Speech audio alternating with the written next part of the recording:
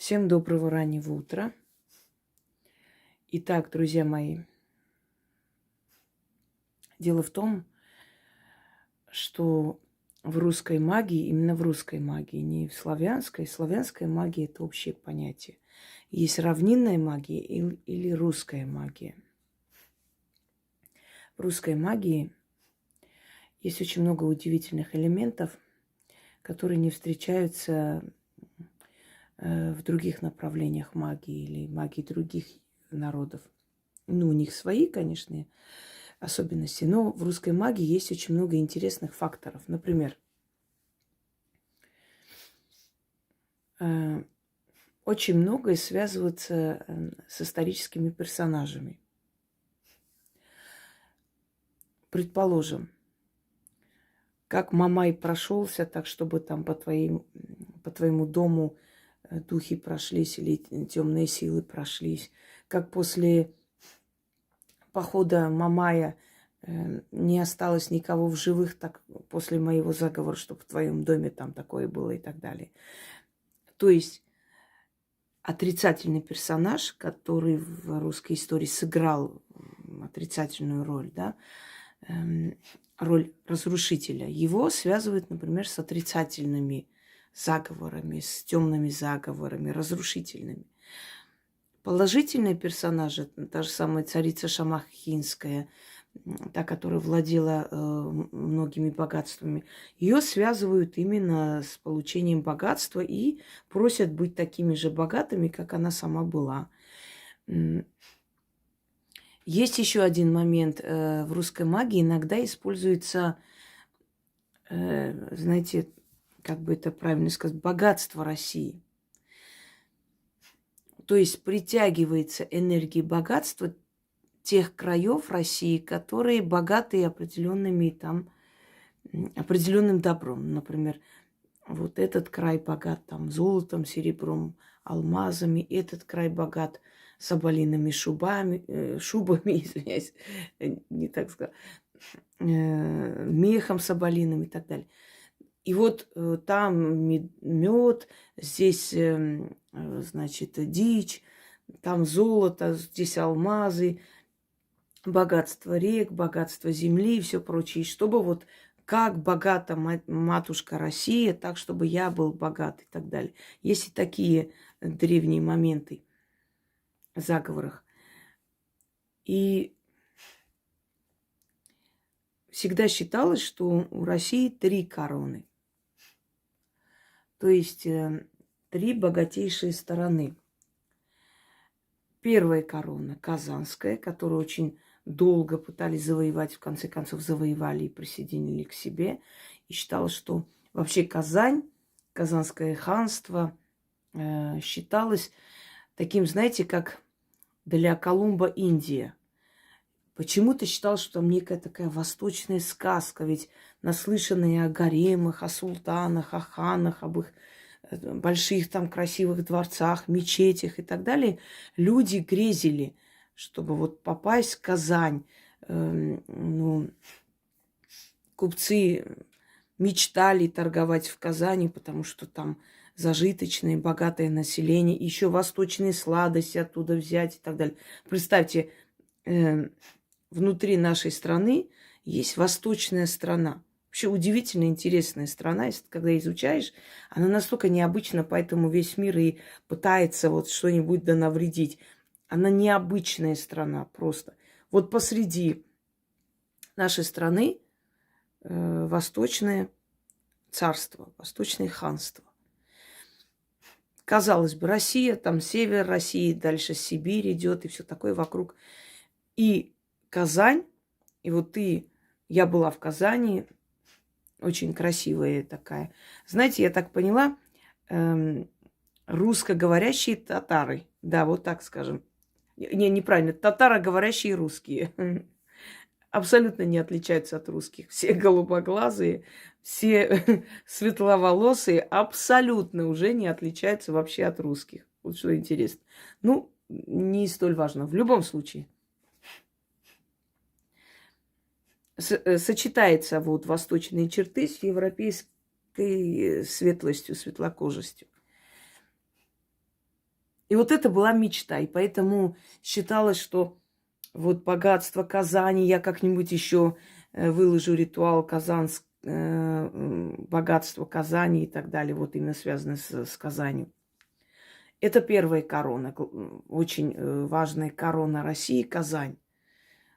Завоеванная, присоединенная Казань. Восточная сказка, которая оказалась посреди России. Значит,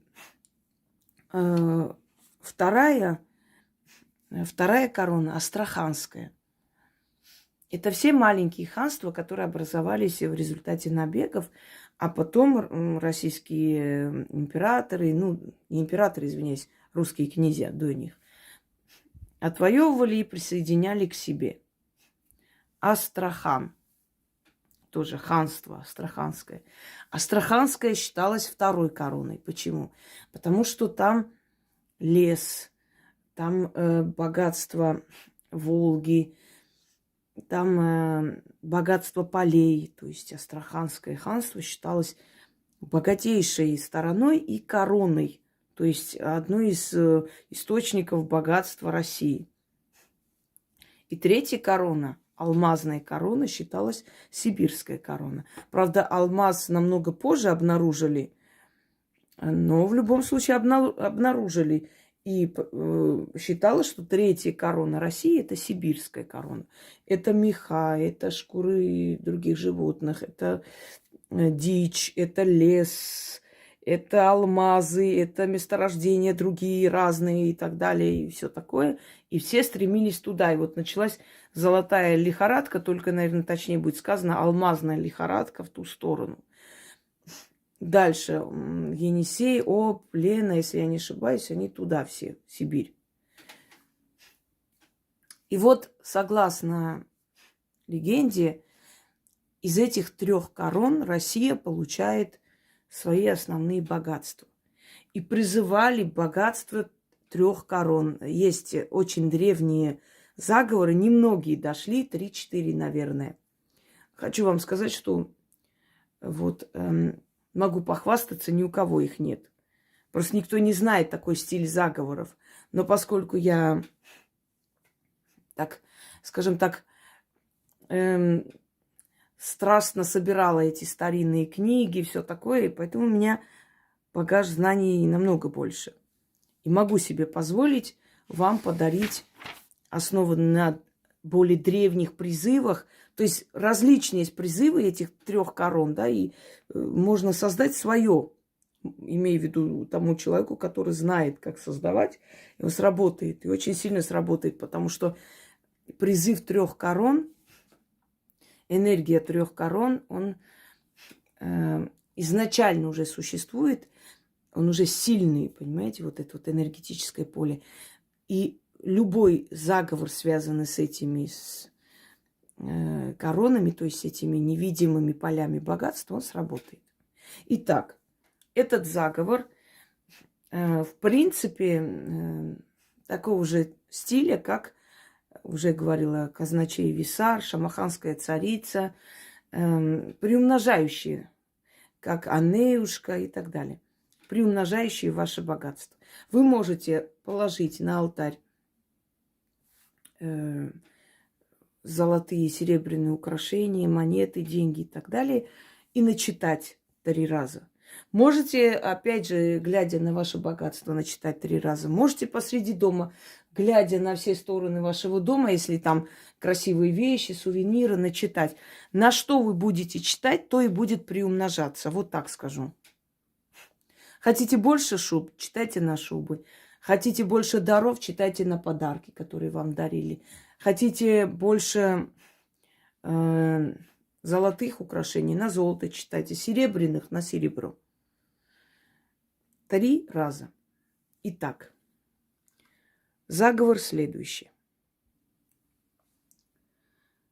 Через град первопрестольный течет Яуза река. Яуза золотая, да изумрудные берега. Посреди Яузы реки остров серебряный, да на том острове град мраморный. Посреди того града престол алмазный. На том престоле сидит трехглавая, трехкоронная змея Златозмеевна. Всем змеям царица, государыня-матушка. На 3 головах 3 короны надеты. Первая корона казанская, вторая корона астраханская, третья корона сибирская. В казанской стороне злато-серебро, в астраханской стороне купеческое добро, в стороне сибирской алмазы, жемчуга да соболиные меха. Все мне в руки, все в мои сундуки. Да будет так, заклято. Немножко сбилась, потому что хотела еще кое-что объяснить. Змея. Змея Златозмеевна. Очень-очень древний персонаж и древняя сущность, присутствующая в заговорах. Но, опять же, малоизвестный. Змея, кто она? Мудрость, разум, осторожность и хранительница богатств. Вот поэтому на змее эти короны.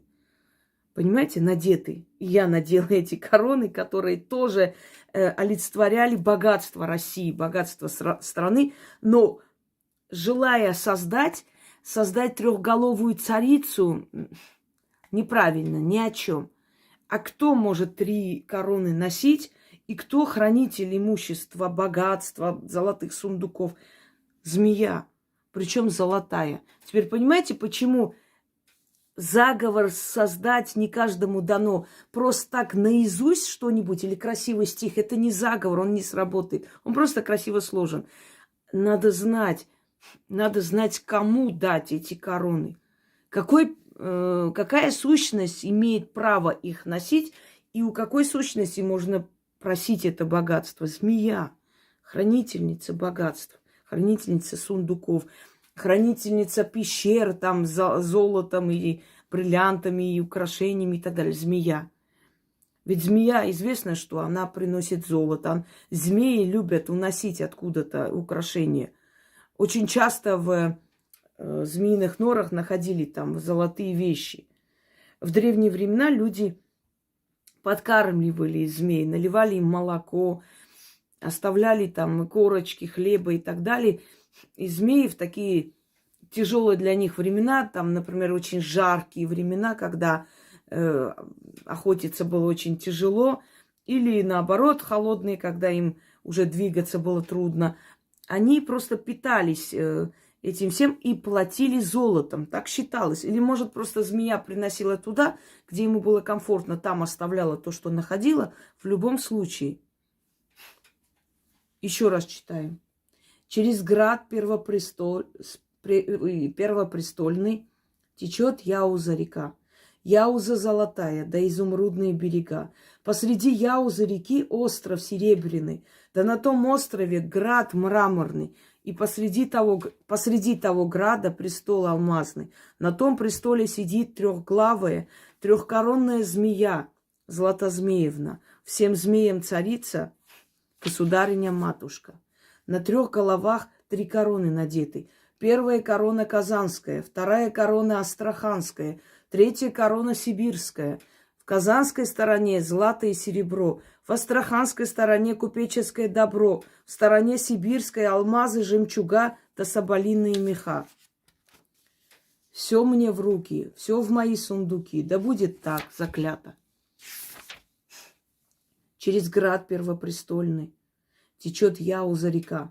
Яуза золотая, да изумрудные берега. Посреди Яузы реки остров серебряный, да на том острове град мраморный. Посреди того града престол алмазный. На том престоле сидит трехглавая, трехкоронная змея Златозмеевна. Всем змеям царица, государыня-матушка. На 3 головах 3 короны надеты. Первая корона казанская, вторая корона астраханская, третья корона сибирская. В казанской стороне злато, серебро, в астраханской стороне купеческое добро, в стороне сибирской алмазы, жемчуга да соболиные меха. Все мне в руки, все в мои сундуки. Да будет так, заклято. Проведите, и вы сами удивитесь результату. Всем удачи и достатка.